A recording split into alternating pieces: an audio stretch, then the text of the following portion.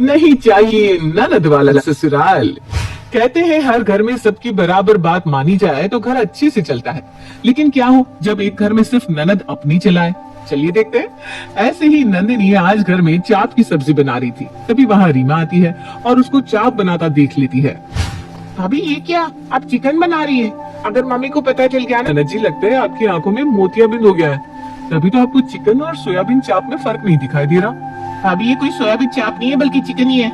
यहीं रुकिए, मैं अभी माँ को बात करके आती हूँ। इतना बोलकर रीमा वहाँ से चली जाती है और अपनी माँ सुमित्रा के पास जाकर उसके कान भरने लगती है। माँ आपको पता भी है आपकी पीठ के पीछे इस घर में क्या बन रहा है? नहीं तो बेटा बताओ क्या बन रहा है। मुझे तो बहू ने बताया था वो आज कुछ अलग सब्जी बना रही है। कोई अलग सब्जी नहीं बना रही वो, बल्कि हमारे धर्म को भ्रष्ट कर रही है। आज तक इस घर में चिकन नहीं बना, लेकिन वो माँ नहीं, वो इस घर में चिकन बना ही नहीं सकती, क्योंकि उससे भी पता है कि इस घर में चिकन कोई नहीं खाता। अरे माँ इस घर में कोई नहीं खाता, लेकिन वो तो खाती है ना। तुम कहना क्या चाहती हो कि नंदिनी घर में चिकन बना रही है? और नहीं तो क्या। अगर आपको मेरी बात पर विश्वास नहीं है तो चलकर खुद किचन में देख लीजिए। कानों सुनी ना सही, लेकिन आंखों देखी तो विश्वास हो ही जाएगा ना आपको। रीमा की बात सुनकर सुमित्रा किचन में जाती है, जहाँ वो चाप को फ्राई होता देख अपनी बहू से कहती है, नंदिनी ये क्या बना रही हो तुम? क्या बना रही हो माँ जी? चाप की सब्जी है और क्या। और वैसे भी मैंने आपको बताया तो था आज मैं कुछ अलग बनाऊंगी। हाँ तुमने कहा था तुम कुछ अलग बनाओगी, लेकिन तुम चिकन बनाओगी ये मुझे नहीं पता था। चिकन? चिकन कौन बना रहा है माँ जी? और आपको ये बात कही किसने कि मैं इस घर में चिकन बना रही हूँ? मुझे बहुत अच्छे से पता है कि घर में कोई चिकन नहीं खाता, तो मैं इस घर में चिकन क्यों बनाऊंगी? रीमा ने बताया कि तुम चिकन बना रही हो।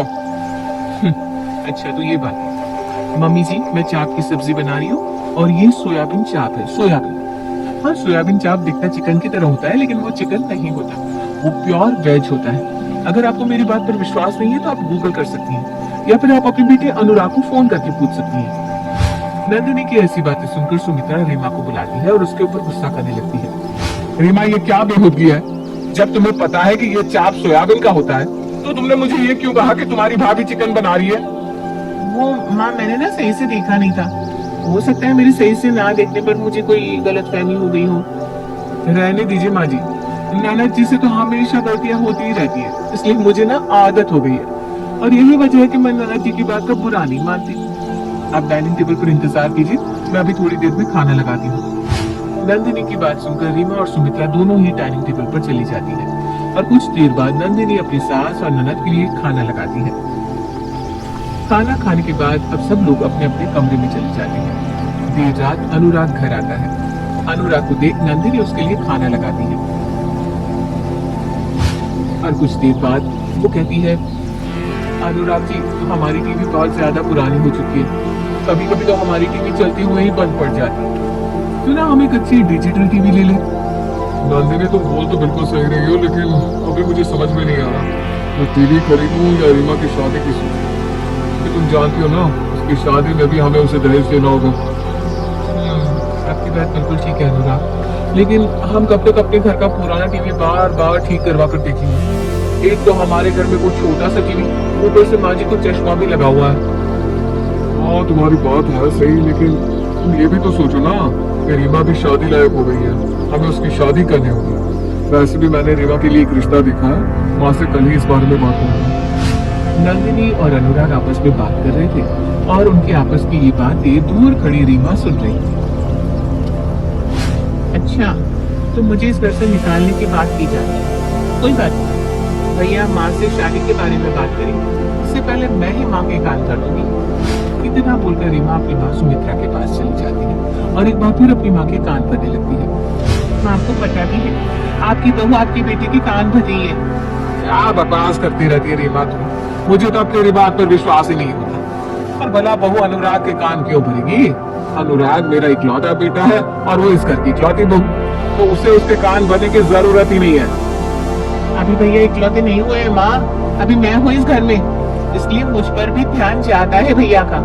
और अगर आपको मेरी बात पर विश्वास नहीं हो रहा ना तो आप खुद ही भैया से पूछ लेना कि भाभी इस घर में टीवी की बात कर रही थी या नहीं। भाभी इस पुराने टीवी को बेचकर नया टीवी लाना चाहती है, वो भी डिजिटल। उस दिन की बात से सुमित्रा रीमा की बात पर विश्वास नहीं करती थी, वो उसे अपने कमरे में जाने के लिए बोल देती है। अगले दिन अनुराग अपनी माँ से रीमा की शादी की बात करता है। माँ, मैं यहाँ आपसे कुछ जरूरी बात करने आया हूँ। हाँ बेटा, बता क्या बात है। माँ, अब रीमा बड़ी हो गई है, समय के साथ उसकी उम्र भी बढ़ती जा रही है, इसलिए मैंने उसके लिए एक बहुत ही अच्छे घर का रिश्ता देखा था। जैसे अपना छोटा सा घर है ना, वैसे ही वो घर भी है, एक भाई और 2 बहन। पर लड़का बहुत अच्छा है, काफी अच्छा कमाता है। एक बार आप देख लो, फिर मैं आगे बात करता हूँ। लेकिन मेरे देखने से क्या होगा, रहना और पसंद करना तो रीमा के ऊपर ही है ना। अब वो इस शादी के लिए हाँ करेगी तो ही तो शादी होगी। तो ये फोटो आप भी देख लो और रीमा को भी दिखा दो। लड़का बहुत अच्छा है माँ, कमाता भी बहुत अच्छा है, अच्छी फैमिली है, और मैं यकीन के साथ कह रहा हूँ कि रीमा इस लड़के के लिए मना नहीं करेगी। सुमित्रा अब लड़की की फोटो देखती है। सुमित्रा को रीमा के लिए वो लड़का पसंद आ जाता है, लेकिन जब सुमित्रा वो फोटो लेकर रीमा के पास जाती है और उस लड़के का बायोडेटा उसे बताती है तो हाँ, लड़का अच्छा है, अच्छा कमाता भी है, मुझे लड़का पसंद भी है, लेकिन मैं इस घर में शादी नहीं करूंगी। क्यों ननद जी, आप इस लड़की से शादी क्यों नहीं करना चाहती? क्योंकि इसकी 2 बहनें हैं, आप समझ रही हो भाभी, 2 ननद। मैं ननद वगैरह को नहीं झेल सकती, मैं उसी घर में जाऊंगी जिसमें इकलौता लड़का ही हो। रीमा, पांचों उंगली एक बराबर नहीं हुई, तो क्या हुआ अगर उसकी 2 बहनें तो? अरे आज है कल नहीं है। भाभी, आपको पता नहीं है ननद कितनी तेज होती है। सास बहू के बीच जितनी भी बहस होती है ना, उन सबके बीच ननद का ही किया कराया होता है। इसका मतलब तो ये हुआ कि मेरे और नंदिनी के बीच में जितनी भी लड़ाई होती है उन सब की आग तू ही लगाती होगी। माँ, मैं ऐसी नहीं हूँ, मुझे क्या मिलेगा मेरे ही घर में आग लगाकर?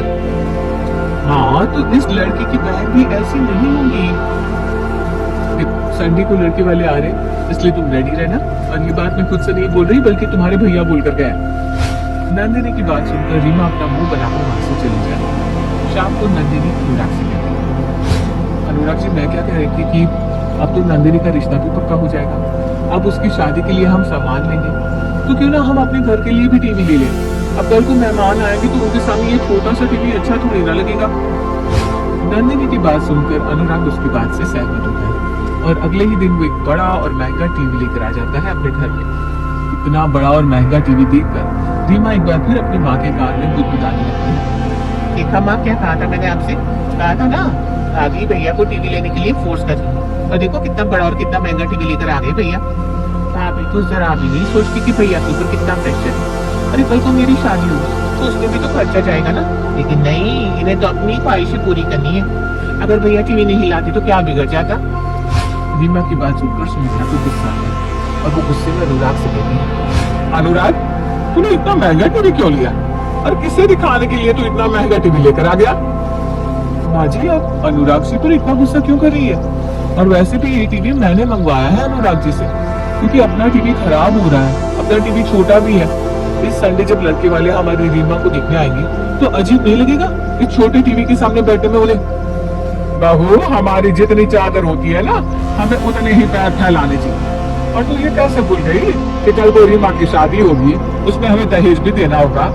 अगर तू इसी तरह मेरे बेटे पर हर चीज के लिए प्रेशर बनाती रहेगी तो हम रीमा की शादी कैसे करेंगे?